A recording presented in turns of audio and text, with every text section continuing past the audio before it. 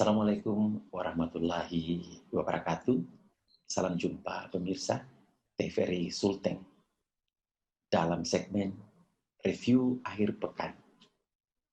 Topik kita kali ini adalah kunjungan singkat Mendikbud ke Kota Palu. Kunjungan singkat Mendikbud Menteri Nadiem Makarim memang terasa tidak lama. Namun demikian, tentu harapan yang beliau bawa dan harapan dari kita semua atas kunjungan singkat beliau akan memberikan resonansi yang sangat bermakna. Sebab kucuran dana yang diberikan dari Kementerian Pendidikan dan Kebudayaan Republik Indonesia adalah hal yang sangat strategis dalam memulihkan kembali proses pendidikan, terutama sarana gedung yang terdampak bencana alam, gempa bumi, likuifaksi, dan tsunami pada tanggal 28 September 2018. Karena itulah, kehadiran Pak Menteri atau Mas Menteri tentu menjadi spirit baru bagi masyarakat Kota Palu. Kalipun Mas Menteri Pendidikan dan Kebudayaan RI tidak lebih dari 10 jam, namun semua sekolah yang mendapat bantuan rehabilitasi gedung berhasil divisitasi. Kunjungan ini selain menunjukkan perhatian pemerintah pusat, juga memastikan bahwa dana bantuan termanfaatkan dengan baik sesuai tujuan dan target yang diharapkan. Hal ini penting agar tidak ada dana bantuan yang disalurkan tidak termanfaatkan secara maksimal. Mas Menteri dalam kunjungannya benar-benar sangat efisien dan tidak mengesankan sebagai pejabat yang haus dengan seremoni. Sikap Mas Menteri ini juga mencerminkan jika kunjungan sangat mendidik, terutama pejabat tertentu yang selalu menjadi personal yang mendambakan kemeriahan dan kemegahan saat penjemputan. Sebenarnya, cara seperti itu selain efisien juga mencerminkan bahwa jabatan Mas Menteri Nadiem Makarim tidak untuk kemewahan dalam seremoni. Jangankan melibatkan pejabat daerah lain, perguruan tinggi saja tidak dilibatkan karena kunjungan beliau memang hanya untuk melihat progres rehabilitasi gedung yang mendapat kucuran dana dari Kemendikbud, mulai dari Taman Kanak-kanak hingga SMK Negeri yang ada di Kota Palu.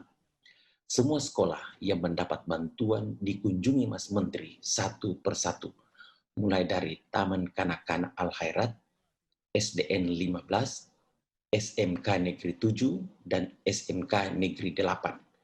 Keempat satuan pendidikan ini diurut dari jenjang terendah. Di samping jauh dari semarak seremoni, jumlah orang yang diperkenankan merapat dari sekolah masing-masing tidak lebih dari 8 orang.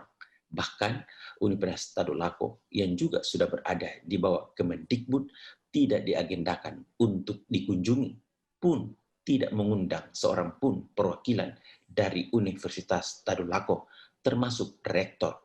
Inilah cermin bahwa Mas Menteri bukan sosok yang ingin mencampur adukan kunjungannya dengan yang tidak diagendakan. Selain tertib, juga tidak ada pihak yang ingin bertemu Menteri dengan tujuan-tujuan tertentu. Mas Menteri memang masih usia sangat muda untuk ukuran Menteri, namun ketajaman nalurinya dalam membaca keinginan-keinginan pihak tertentu untuk bertemu sudah dipahami dan dideteksi. Dengan demikian, Mas Menteri tidak akan pernah membuka ruang bisik-bisik yang sama sekali tidak masuk dalam agenda yang sudah ditetapkan. Tidak mudah melakoni itu walaupun kesannya menutup pintu. Namun ini adalah hal yang positif. Mengapa? Sebab seringkali ada pihak yang di saat memperoleh foto bersama dengan seorang menteri dijadikan sumber informasi yang ingin menjustifikasi bahwa seseorang dekat dengan menteri. Ini jelas bukan tipe Mas Menteri yang mudah menerima pihak-pihak dengan maksud yang tidak relevan dengan kunjungannya. Kedekatan Mas Menteri dengan Bapak Ibu guru yang ada pada sekolah yang dikunjungi juga sangat membanggakan. Tidak ada batas dalam diskusi dengan pakaian penuh kesederhanaan. Kemeja dipadu dengan celana jeans, menggambarkan sebagai sosok lapangan, jauh dari hiruk-pikuk penyambutan, dan steril dari pihak yang memiliki niat lain dalam memanfaatkan isu kunjungan. Sudah bukan era mengedepankan seremoni, sudah bukan saatnya memanfaatkan kunjungan seorang menteri dijadikan ajang lain, apalagi yang berdimensi politik atau tujuan dan kepentingan tertentu. Kunjungan Mas Menteri membawa dua dimensi sekaligus, bukan hanya rehabilitasi gedung atau fisik bangunan unit sekolah, tapi juga ikut merehabilitasi spirit bagi anak-anak kita. Bisa jadi ketika mereka terdampak bencana alam, semangat dalam proses pendidikan mengalami proses reduksi atau penurunan. Tetapi dengan kunjungan Mas Menteri dan juga adanya perhatian dalam rehabilitasi gedung sekolah, ini menjadi pemicu agar anak-anak kita, guru, keluarga siswa, terutama orang tua, akan kembali menempatkan semangat di atas segalanya, agar tujuan pendidikan bisa diwujudkan, terutama dengan pulihnya kembali gedung sekolah, tempat mereka menjalani proses belajar mengajar. Dari 4 unit sekolah yang dikunjungi, TK Al-Khairat mendapat bantuan rehab sama dengan SDN 15, sedangkan SMK Negeri 8 mendapat bantuan kelas darurat semi permanen. Sementara SMK Negeri 7 Palu memperoleh dalam bentuk bantuan penuh dari Kemendikbud. Begitu efektifnya kunjungan Mas Menteri Nadiem Makarim, maka dari rundown acara yang dirilis Humas Kemendikbud sejak mendarat pukul 6.55, langsung menuju hotel transit sekitar 2,5 jam. Pukul 9.30 waktu Indonesia Tengah langsung menuju TK Al-Khairat. Di TK Al-Khairat tidak lebih dari 1 jam. Total kunjungan Mas Menteri sejak berada di TK Al-Khairat dan berakhir di SMK Negeri 7 tidak lebih dari 4 jam. Selanjutnya menuju Bandar Udara Mutiara Palu, kembali ke Jakarta. Sekalipun kunjungan Mas Menteri sangat singkat, namun kita semua, khususnya masyarakat Palu, sangat bersyukur dengan adanya bantuan Kemendikbud terhadap rehabilitasi gedung. Sejak terjadinya gempa bumi, likuifaksi, dan tsunami tanggal 28 September 2018, hampir semua gedung satuan pendidikan terdampak. Ruang dan kelas darurat menjadi pilihan satu-satunya agar pendidikan anak-anak kita jangan sampai terhenti. Mental juang guru, orang tua, dan siswa saat menghadapi bencana alam 3 dimensi itu membuat tidak shock saat pandemi COVID-19 melanda semua sendi kehidupan. Disinilah hikmah di balik semua musibah yang Allah turunkan. Bahkan anak-anak kita dengan mudah mengadaptasikan diri dalam proses pembelajaran yang sampai saat ini masih menitik beratkan pada sistem pembelajaran dalam jaringan atau SPADA. Dan ternyata anak-anak kita mampu membawa diri. Terlepas ada yang karena kondisi ekonomi, orang tua mereka merasa keberatan.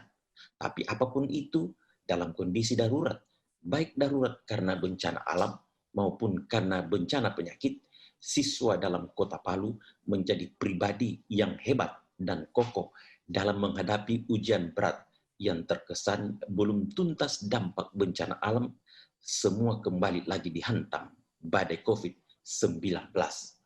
Proses penguatan mental adalah bagian yang sangat penting bagi anak-anak kita ke depan.